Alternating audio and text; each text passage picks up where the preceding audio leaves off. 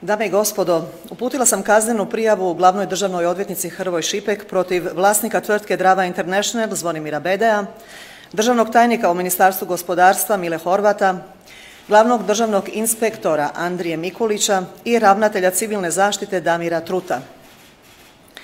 Požar u Osijeku pokazuje u kojemu dramatičnom trenutku se Hrvatska trenutačno nalazi. Dakle, požar koji se danima ne može ugasiti, 2 dana intenzivni požar te skoro 5 dana tinjajući požar i to požar u kojemu gori plastika. Mediji, ali i vladajući i oporbeni političari tretiraju kao sporedni incident. Plastika koja gori enormno šteti i kakvoći zraka. Goruća plastika uzrokuje različite bolesti onima koji udišu štetne čestice, počevši od plućnih bolesti do uzrokovanja karcinoma. U svakoj uređenoj državi ovakav požar bi bio razlogom za opću mobilizaciju cijele javnosti. Ispitivale bi se sve pojedinosti koje su dovele do ove ekološke i zdravstvene katastrofe. A što se događa u Hrvatskoj? Ništa. DORH danima ništa ne čini i dopušta krivcima za ovaj požar da utječu na svjedoke i uništavaju dokaze. Nema nikakve dvojbe da požar u Osijeku nikad ne bi bio ovakvih razmjera, dakle gorio je gotovo 7 dana, od čega 2 dana intenzivno, čime je ugrozio zdravlje na stotine tisuća Slavonaca, da su Ministarstvo gospodarstva, Državni inspektorat i Inspekcija zaštite od požara radili svoj posao. Ono na što stalno upozoravam kod slučaja požara u Osijeku se nažalost u potpunosti potvrdilo. Blokada rada državnih institucija, čiji je motiv osobno bogaćenje, to jest korupcija, počinje uzimati danak koji nas ugrožava, ne samo u egzistencijalnom materijalnom smislu, već ugrožava i živote ljudi. Izjava predsjednika Vlade Plenkovića u svezi požara u Osijeku doista je šokantna. Za njega je požar u Osijeku običan incident. Sjetit ćete se kako je Plenković u roku od 2 sata bio na licu mjesta željezničke nesreće kod Novske. Razlog njegove žurne reakcije je bio njegov partner Vujnovac, kojega je tim dolaskom na mjesto nesreće zaštitio od eventualnog kaznenog progona. U slučaju požara u Osijeku, koji ugrožava zdravlje stotina tisuća ljudi, Plenković se, i to usputno, oglasio nakon 6 dana, sramotno ga proglašavajući nebitnim incidentom.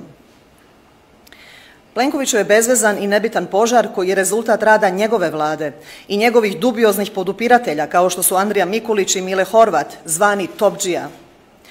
Koliko ljudi će oboljeti od karcinoma ili drugih štetnih bolesti jer su udisali štetni zrak sagorjele plastike, to Plenkovića ne zanima. Upravo je odnos Plenkovića prema požaru u Osijeku i željezničkoj nesreći kod Novske simboličan dokaz na koji način djeluje Plenković, ali i ključni politički akteri u Hrvatskoj i vladajući i oporbeni. Kako je moguće da nitko osim mene i OIP-a nije reagirao na ovu katastrofu u Osijeku? Vladajuće strukture jesu uzročnici ove katastrofe, ali zašto šuti oporba?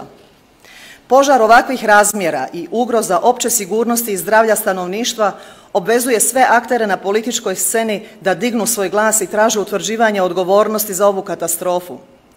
Plenković je svojom reakcijom na požar u Osijeku i nesreću kod Novske definitivno dokazao da on nije premijer hrvatskih građana, već obični izvršitelj korumpiranih moćnika.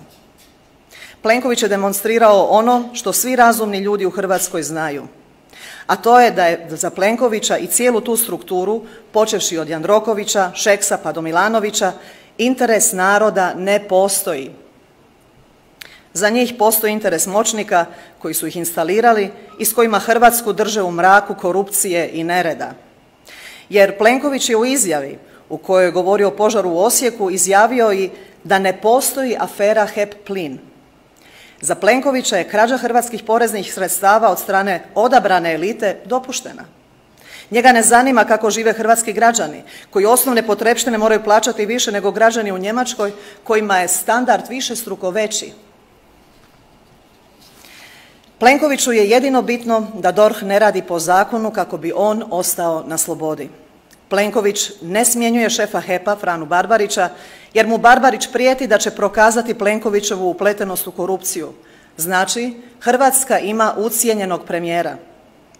Hrvatska nažalost ima i oporbu koja se što iz nesposobnosti, a što zbog ucjenjivosti ne usudi suprotstaviti strukturama koje su odgovorne za požar u Osijeku. Znači, oporba se boji moćnika koji razaraju Hrvatsku. Doista, požar u Osijeku razotkrio je svu tragičnost današnje političke strukture u Hrvatskoj. Imamo izjavu državnog tajnika u Ministarstvu gospodarstva Mile Horvata koji je uhvaćen na djelu da ima tajne i vjerojatno koruptne kontakte s vlasnikom Drava International BD-om. Horvatova izjava jest doista uvreda inteligencije svih hrvatskih građana. Naime, Horvat koji se susreo s BD-om dok je požar bio na vrhuncu, a Horvat je upravo bio nadležan da kontrolira BD-a da se takvi požari ne mogu dogoditi, izjavio da je BD-a slučajno susreo. Ljudi iz Osijeka su me zvali i pitali za taj Plenković i Plenkovićev savjetnik i Pupovčev savjetnik, odnosno državni tajnik, misle da smo mi svi skupa bedasti. Općenito, sama činjenica da je Mile Horvat, kojega zovu Topdžija, državni tajnik u hrvatskom ministarstvu, a bio je zapovjednik topništva koje je razaralo Osijek, jest poraz civilizacijskih i europskih vrijednosti u Hrvatskoj.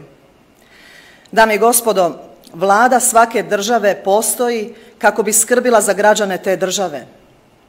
Požar u Osijeku jest u potpunosti otklonio dvojbu i najvećem optimistu i pozitivcu, jer sada je svakome jasno da hrvatska Vlada otvoreno radi za moćnike te svjesno i javno radi protiv interesa hrvatskih građana. Plenković je postavio osobe kao što su Andrija Mikulić i Mile Horvat kako se zakoni u Hrvatskoj ne bi provodili, a gramzljive i korumpirane strukture mogle neometano krasti. Dakle, požar koji se dogodio u Osijeku nikada ne bi imao ovakve razmjere da je Ministarstvo gospodarstva radilo po zakonu i da su Državni inspektorat i civilna zaštita radile po zakonu. Svi u Hrvatskoj trebaju biti svjesni da blokirane institucije i korumpirani dužnosnici jesu stvarni uzročnici ove katastrofe u Osijeku. No, budimo svjesni i da će blokirane institucije koje ne izvršavaju onu ulogu zbog koje postoje i u budućnosti biti uzročnici daljnjih katastrofa. Danas je to Osijek, sutra će to biti Pula ili Split, mi to ne možemo znati. Ali djelovanje institucija u Osijeku dokazale su da inspektorat ili ministarstva ne rade po zakonu već u interesu dubioznih struktura. Blokirane državne institucije su prije godinu dana uzrokovale aferu INA. 6 mjeseci poslije aferu HEP plin. Mi naravno ne znamo koje afere se trenutačno događaju, ali budite sigurni da se događaju. Sve druge države imaju i inspektorat i civilnu zaštitu i poreznu upravu, ali te institucije rade po zakonima i skrbe da se zakoni provode. U Hrvatskoj institucije ne rade po zakonima. U Osijeku smo vidjeli da je dopušteno skladištiti 20.000 tona, a skladišteno je 500.000 tona. To kršenje se nije dogodilo bez znanja institucija, već su institucije, to jest njihovi vodeći ljudi, sudjelovali u kršenju zakona, a rezultat je požar, to jest katastrofa za Osijek i za cijelu Slavoniju. Dakle, kada institucije koje trebaju raditi za građane, za njih ne rade, te rade protiv građana, a za interese pojedinaca, onda se događaju katastrofe. Stoga, svi hrvatski građani trebaju učiniti sve u okviru svoje moći kako bi se suprotstavili općem bezakonju i neredu koji vladaju u Hrvatskoj. Nečisti zrak u Slavoniji udišu i glasači HDZ-a i glasači SDP-a ili Možemo. Svatko mora biti svjestan da lopovluk nema političku boju. Lopovluk nije ni lijevi ni desni. Lopovluk je štetan i razara svaku državu ili instituciju. Zato u ime Stranke Odlučnost i pravednost pozivam sve razumne i demokratski misleće ljude u Hrvatskoj da se aktivno suprotstavimo nepravdi te da uspostavimo pravednu i solidarnu Hrvatsku. Jer samo uređena Hrvatska može biti i uspješna Hrvatska. Ne smijemo dopustiti da interes minijaturne skupine gramzljivih moćnika unesrećuje ogromnu većinu hrvatskih građana. Mi smo europski narod i itekako imamo pravo na uređenu i pravednu državu. Hvala vam lijepa.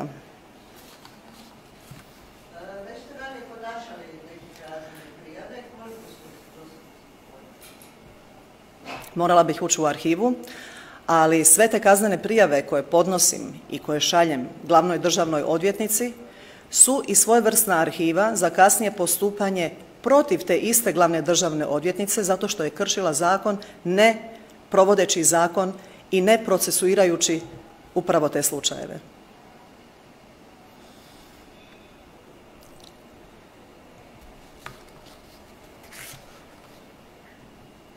Ako nemate više pitanja, hvala vam na pozornosti.